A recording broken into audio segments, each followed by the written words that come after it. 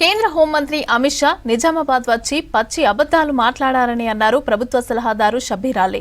బీజేపీయేతర రాష్ట్రాలపై అవినీతి ఆరోపణలు చేయడం అమిత్ షాకు అలవాటని అన్నారు. కేంద్రంలో అధికారంలో ఉంటూ బీఆర్ఎస్ అవినీతిపైన 10 ఏళ్లుగా ఎందుకు చర్యలు తీసుకోలేదని అన్నారు షబ్బీర్ అలీ.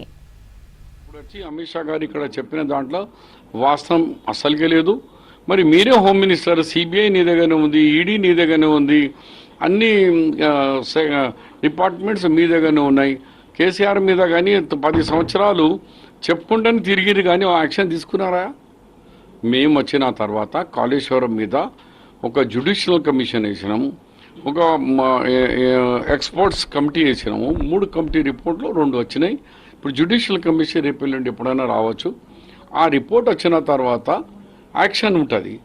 మేము ఏమైనా చేస్తే అగో ఎవరు చెప్తే ఏ టెక్నీషియన్ చెప్పిండని మళ్ళా మీడియా సోదరులు కానీ అపోజిషన్ వాళ్ళు చెప్తారు. అది ఎన్నిసార్లు ఇనాగ్రేషన్ చేస్తారా? హల్దీ హల్దీ హల్దీ బోర్డు నువ్వు డబ్బులైనా పెంచిరా? ఆఫీస్ ఇనాగ్రేషన్ చేస్తే అయిపోతుందా? ఎంఎస్పీ ఏమైనా పెరిగిందా? ఇంత కాదు ఇంత అని ఎంఎస్పీ చెప్పినరా? కాబట్టి వీళ్లకు రాజకీయం తప్ప రాష్ట్రంలో విభజించి పాలించాలా అని బ్రిటిష్ వాళ్ళ పాలన ఏముండో అదే మోదీ గారి బీజేపీ పాలన తప్ప అభివృద్ధి అని లేదు, శూన్యం.